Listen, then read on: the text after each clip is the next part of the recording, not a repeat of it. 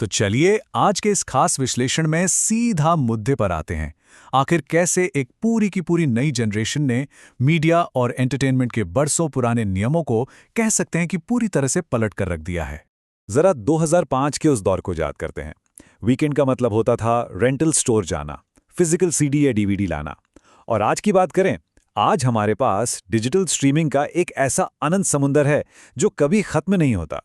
सच में ये एक बहुत ही बड़ा जनरेशनल शिफ्ट है।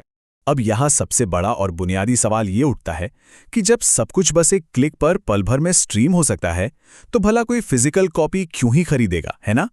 ये सिर्फ कोई तकनीकी बदलाव नहीं है, बल्कि ओनरशिप यानी मालिकाना हक से एक्सेस तक का एक बहुत ही गहरा मनोवैज्ञानिक बदलाव है। तो सबसे पहले बात करते हैं हमारे पहले अहम बिंदु की, फिजिकल मीडिया का अंत और हमारी बदलती हुई आदतें। दरअसल कांटार और यूसी बर्कले की एक बहुत ही बड़ी स्टडी ने इस आम धारणा को बिल्कुल तोड़ दिया है कि नई पीढ़ी बस कंजूस है। करीब 6250 से ज़्यादा बेहद एक्टिव फैंस के बीच हुए सर्वे से जो आंकड़े सामने आए हैं ना, वो वाकई चौंकाने वाले हैं। शुरुआत करते हैं इस पहले बड़े आंकड़े से। 62%, जी हाँ, 62% युवा गेमर्स ने अब वीडियो गेम्स के लिए उनकी पूरी कीमत चुकाने से साफ साफ इनकार कर दिया है। और अगर म्यूजिक इंडस्ट्री की बात करें तो वहां का हाल और भी ज्यादा हैरान करने वाला है। 71% यानी 71% युवाओं ने फिजिकल सीडी खरीदना पूरी तरह से एकदम बंद ही कर दिया है। और ये रहा ताबूत में आखिरी कील ठोकने वाला आंकड़ा। पूरे 70% लोग अब फिल्मों या टीवी शोज की डीवीडीज बिल्कुल भी नहीं खरीदते। देखिए, पहले के समय में एक डर होता था कि कहीं चीजें आउट ऑफ स्टॉक ना हो जाएं, इसलिए लोग उन्हें तुरंत खरीद लेते थे। लेकिन आज की पीढ़ी बहुत स्मार्ट है। उन्हें पता है कि इस डिजिटल दुनिया में गेम्स या फिल्में कभी खत्म नहीं होती, तो फिर वो सेल या डिस्काउंट का इंतजार करना बेहतर समझते हैं। आगे बढ़ते हैं अपने दूसरे अहम हिस्से की तरफ, सब्सक्रिप्शन जनरेशन और आज की एकदम कड़वी आर्थिक वास्तविकता। जरा इस रोजमर्रा के गणित को समझने की कोशिश करते हैं। किसी के लिए एक $70 का गेम अब सिर्फ मनोरंजन का साधन नहीं रह गया है। असल में ये हफ्ते भर के राशन या गाड़ी की गैस जैसी जो हमारी बुनियादी जरूरत है ना, उनके साथ किया गया एक बहुत बड़ा समझौता बन गया है। बढ़ते हुए खर्चों और भारी रेंट से जूझ रही इस पीढ़ी के लिए इस तरह से पैसे बचाना कोई कंजूसी नहीं है। जैसा कि स्टडी में बहुत ही सटीकता से कहा गया है, ये कंजूसी नहीं है, ये यथार्थवादी होना है, यानी एकदम प्रैक्टिकल होना।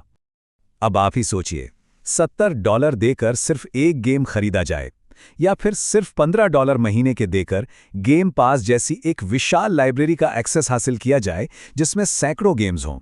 ये भारी अंतर अपनी कहानी खुद बयां कर रहा है। साफ शब्दों में कहें तो आज के युवाओं के लिए ये फिजिकल चीजें सिर्फ घर की जगह घेरने वाला कूड़ा बन गई हैं। उनके लिए किसी चीज का मालिकाना हक अब एक बोझ की तरह है और असली आज़ादी छुपी है अनलिमिटेड सब्सक्रिप्शन में। और बस यही वजह है कि बड़े बड़े गेम डेवलपर्स आजकल काफ़ी संघर्ष कर रहे हैं इस नई डिजिटल इकोनॉमी में किसी तरह टिके रहने के लिए। वो अब live service games, day 1 subscription, थोड़े छोटे गेम्स और भारी डिस्काउंट्स का सहारा लेने लगे हैं। इंटरनेट पर डिस्काउंट कोड्स खोजना ये कोई आलस नहीं है, बल्कि ये तो पैसे बचाने के लिए की गई एक बहुत ही स्मार्ट और सोची समझी मेहनत का हिस्सा बन चुका है। यूज्ड गेम्स का मार्केट अब पूरी तरह से डिजिटल हो गया है और पहले से कहीं बड़ा है। वैसे दिलचस्प बात यह है कि म्यूजिक इंडस्ट्री इस भारी बदलाव से करीब एक दशक पहले ही गुजर चुकी है। वहां अब स्ट्रीमिंग ही डिफॉल्ट है। एल्बम्स अब सिर्फ टूर प्रमोट करने का एक जरिया भर हैं और विनाइल रिकॉर्ड्स, वो तो बस अब आर्ट के रूप में दीवारों पर सजाने के काम आते हैं। चलिए अब बात करते हैं हमारे तीसरे और एक बहुत ही दिलचस्प सेक्शन की, थिएटर एक्सेप्शन, यानी हॉलीवुड और सिनेमा के लिए बची हुई एक बड़ी उम्मीद। तो इस पूरे डेटा में एक बहुत ही जबरदस्त ट्विस्ट भी है। ये जानकर हैरानी होगी कि बिल्कुल यही जनरेशन जो फिजिकल चीजें नहीं खरीद रही, वो किसी भी फिल्म के ओपनिंग वीकेंड पर थिएटर जाने की 13% ज्यादा संभावना रखती है। इसका सीधा सा मतलब ये है कि लोग फिल्मों के लिए प्रीमियम प्राइस बड़ी खुशी खुशी चुकाएंगे। क्यों? क्योंकि सिनेमा घर जाना सिर्फ एक स्क्रीन देखना नहीं रह गया है। ओपनिंग नाइट का वो जो साझा सामाजिक अनुभव है ना, वो एकदम अनोखा है और उसकी कोई बराबरी नहीं कर सकता। और इसी वजह से एंटरटेनमेंट में अब एक 2 टियर सिस्टम यानी 2 तरफा व्यवस्था बन गई है। लोग बारबी या एवेंजर्स जैसे बड़े ब्लॉकबस्टर्स के लिए पॉपकॉर्न और टिकट पर बेझिझक $30 खर्च कर देंगे, लेकिन इंडी या छोटी फिल्मों के लिए वो घर पर स्ट्रीमिंग पर आने का आराम से इंतजार करेंगे। इस पूरे मुद्दे में कहानी के दोनों पहलुओं को समझना जरूरी है। एक तरफ जहां ग्राहकों को किसी न्यूनतम मजदूरी वाले जॉब की कई घंटों की मेहनत के बराबर एक गेम की कीमत बिल्कुल अनुचित लगती है, वहीं दूसरी तरफ स्टूडियोज की जो प्रोडक्शन कॉस्ट है वो अब भी लगातार आसमान छू रही है। तो अगर हम इसे एकदम सीधे और सरल शब्दों में कहें तो पुराने बिजनेस मॉडल्स का वो दौर अब पूरी तरह से खत्म हो चुका है। वो मॉडल जो सिर्फ ब्रांड की वफादारी और चीजों की कमी पर टिके हुए थे, अब वो काम नहीं करने वाले, क्योंकि अब कीमतें लोगों को सही नहीं लग रही हैं। तो इस पूरे विश्लेषण का लबोलुबाब या निष्कर्ष यही है कि जो कंपनियां एक्सेस, सब्सक्रिप्शन और इवेंट सिनेमा को दिल से अपनाएंगी, वही इस डिजिटल दौर में सर्वाइव कर पाएंगी, और जो अब भी पुरानी रिटेल कीमतों पर अड़ी रहेंगी, वो निश्चित रूप से पीछे छूट जाएंगी।